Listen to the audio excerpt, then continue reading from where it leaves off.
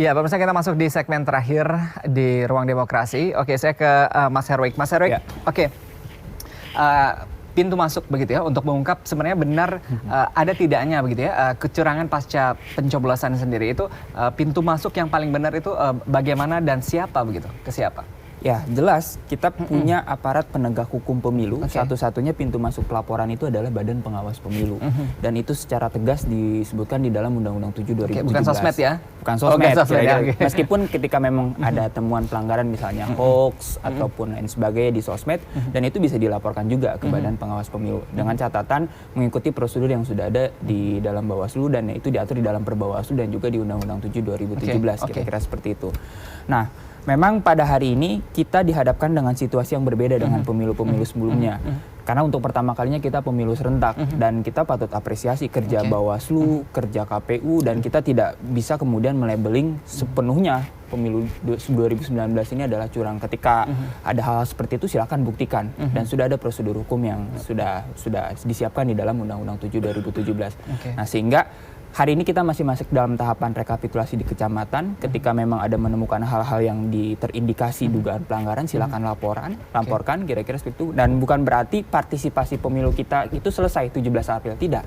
Nah, sampai dengan nanti penetapan hasil pemilu itu kita masih bisa berpartisipasi dengan cara melakukan pengawasan dengan Bawaslu, kira-kira seperti itu. Oke, ya saya ke Bang Frits. Bang Frits, ini bagaimana kalau tadi ada beberapa masyarakat yang tidak mau repot begitu ya, karena banyak sekali detail-detail yang tadi Mas Adi katakan begitu ya, harus data lengkap seperti itu begitu ya. Akhirnya lempar ke sosial media. Apakah ada semacam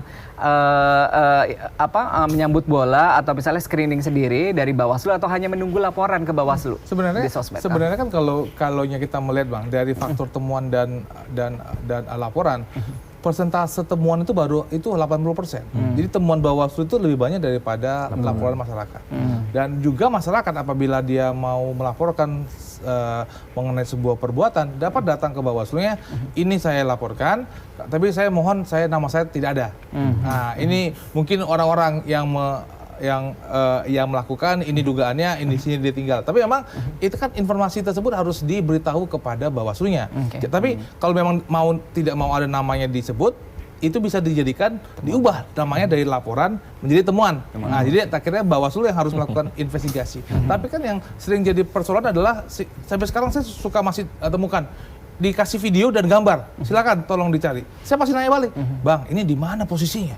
Iya kan, kami kan harus tahu ini daerah mana, kabupaten apa, kelurahan apa, kecamatan apa. Jadi ada proses yang harus dilakukan lebih lanjut gitu loh. Dan Bawaslu berkewajiban untuk menindaklanjuti setiap temuan dan laporan yang kami lakukan. Tapi kembali lagi kepada civic duty, tanggung jawab kita sebagai bangsa. Kalau memang tahu sesuatu, laporkan. Dan kalau mau menjadi saksi, silakan. Menjadi saksi, karena proses pidana itu tetap harus memenuhi unsur-unsur pidana. Tapi Bang Frit yang punya pasukan kan Bang Frit begitu. Kalau masyarakat iya, tetapi kan bagaimanapun meskipun kita punya hampir 930.000 orang yang bekerja, tapi kan yang tahu ini di mana dan siapa melakukan itu kan masyarakat itu sendiri. Itulah bagian dari pengawasan partisipatif yang harus kita lakukan bersama. Iya, sebagai closing statement Mas Adi ini bagaimana mengoptimalkan kerja di Bawaslu begitu ya, agar tadi stigma bahwa ada kecurangan dalam pemilu ini bisa berkurang ya atau hilang sama sekali. Betul. Pertama memang perlu ada satu recovery issue bahwa Bawaslu memang juga harus rajin, KPU juga harus rajin menyampaikan bahwa apa yang dilakukan mereka ini adalah kredibel. Kita sepakat. Saya cukup yakin bahwa KPU dan Bawaslu ini profesional, tapi bahwa ada terjadi error, salah input data, salah laporan, iya. Ini sebagai kerja manusiawi. Kalau mau jujur Mas, keserentakan pemilu ini sebenarnya memaksa KPU dan Bawaslu harus kerja rodi.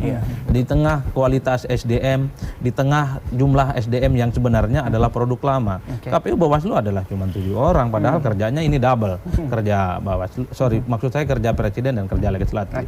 Ini menjadi penting. Artinya daya jangkau KPU dan Bawaslu sebagai penyelenggara di tengah beban kerja yang begini luar biasa, itu harus menjadi catatan juga. Itu satu. Yang kedua yang paling penting, masyarakat juga harus tahu dalam berpolitik. Bukan hanya hasil, tapi proses juga sangat menentukan. Yang paling penting juga adalah masyarakat juga tahu bahwa proses kecurangan-kecurangan itu harus ditempuh dengan jalur hukum yang tentu tidak mudah.